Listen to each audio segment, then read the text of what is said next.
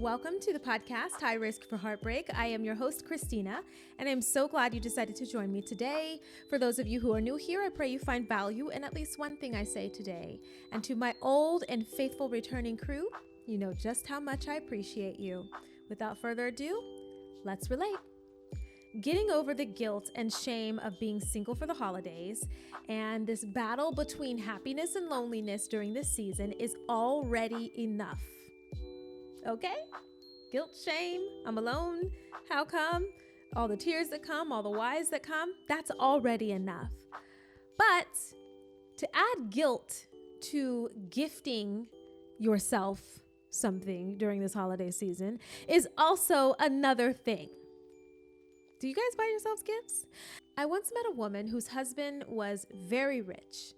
She would spend thousands of dollars literally on herself and then spend hundreds of dollars on him.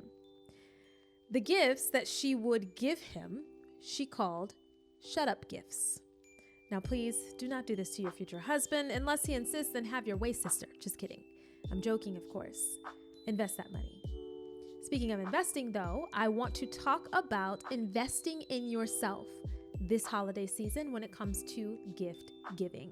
Now, I don't know about you, but I love to give me some gifts. If you're anything like me, it is something that brings you great joy.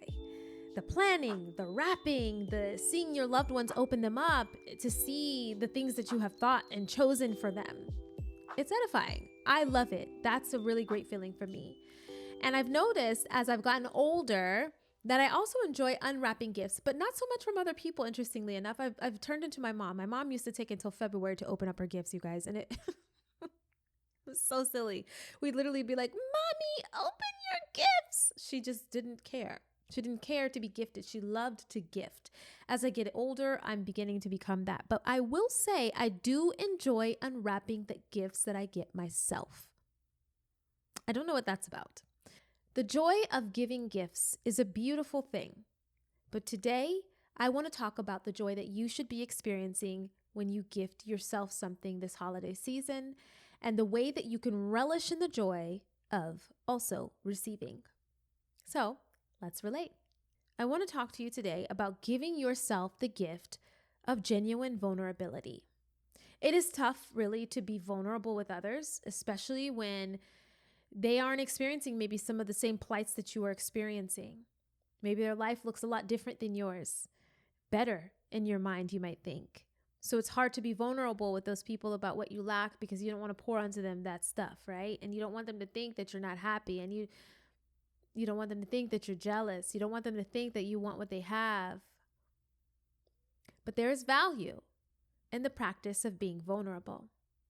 So maybe you don't have to start with those friends. Maybe you don't have to start with those family members. You can start with God. You can practice with God and with yourself. The Bible talks about casting your cares upon Him. Those things that you care about, that you desire, do you pray for them? Do you bring them before the Lord? Do you rest them at His feet? Do you sit with yourself through these tough scenarios that you're going over in your head that come up this holiday season? What happened at the holiday party when you saw your ex and his new girlfriend, or where you went to this holiday gathering and this person got the white elephant gift that you would have liked? They stole it from you, in fact. Has it ever happened to you? It has happened to me. For real though, vulnerability exists in the capacity to be wounded. Hence why the more our hearts are broken by others, the less vulnerable we allow ourselves to be. So we reduce the access that others have as a protective mechanism. And then we even reduce our willingness to receive from said people, even if they're truly trying to give something to us. We isolate out of protection, and we cut short the spectrum of our design as humans to feel. And I talked about this in one of the other episodes. There's a spectrum of emotions that God has given us to feel, to discern, to regulate, and to make executive decisions from.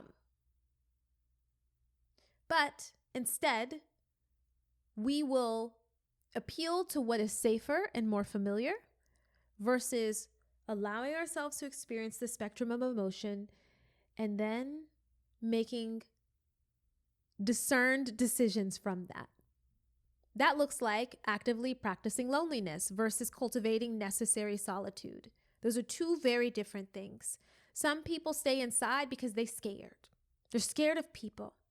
They do not want to be vulnerable. They do not want to be hurt again. And I completely understand.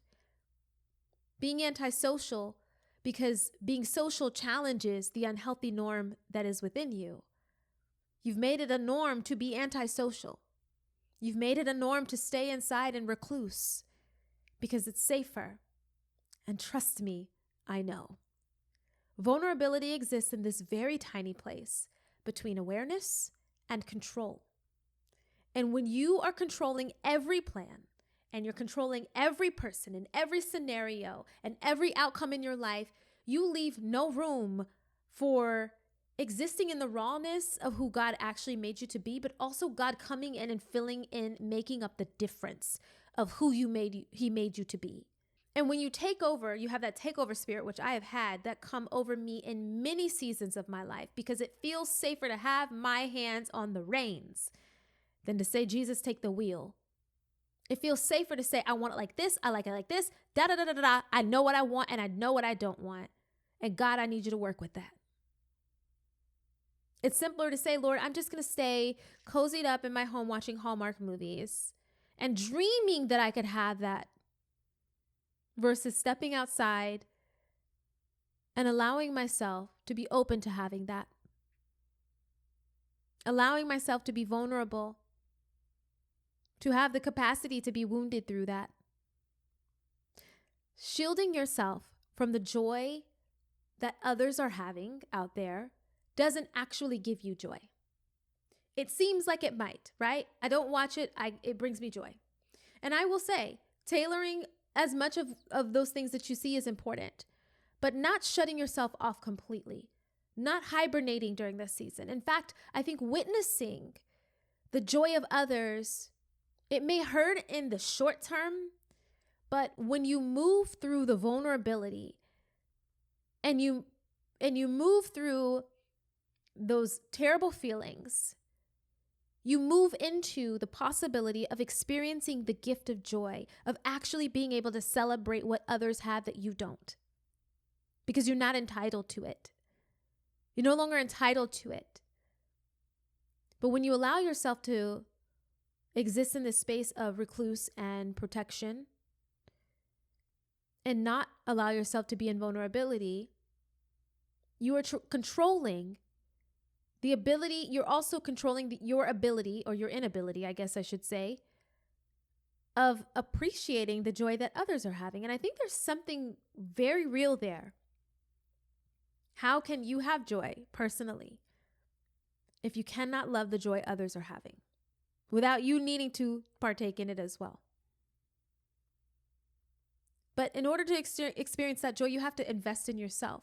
You have to invest in your success. And that means cultivating a space where you can get vulnerable with God and yourself about why you are weeping. Why are you weeping during the season? Why are you recluse during the season? Why are you curled up watching what you want to have, but not going out there and making the possibility of what you want to have? The Bible talks about how weeping may endure for a night, but joy comes in the morning. The night and the morning are two very different things. I have experienced the weeping at night and the joy in the morning so many times in the last 3 years.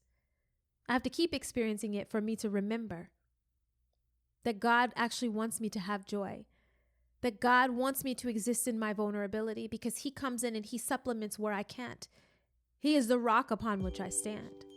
So gift yourself vulnerability. Let yourself go the spectrum of these emotions, move through it. Gift yourself the ability to relax and exist truly where you are, not needing to be anywhere else. And sometimes that's in grief. Sometimes it's in sadness. Let it move through you in the present, and then lean into God to manage the uncontrollable things, especially during this time of the year.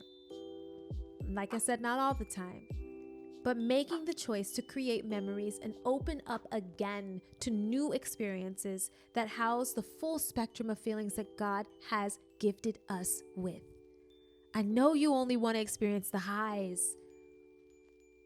That's not reality. There are lows. And when you can begin to appreciate that the lows mean you can only go up, you understand life as a gift, and that this emotion and that your vulnerability and the heartbreaks and the heartaches actually also are a gift, that they produce something great in you. They produce something great out of you. Let yourself be vulnerable this holiday season. I know it doesn't always feel good. I know it doesn't feel good. But you have to at least appreciate that. Start building new memories. Remember to invest in yourself, loving yourself first. Gifting yourself so that you can then go and love, gift, invest in your neighbor. I'll see you tomorrow.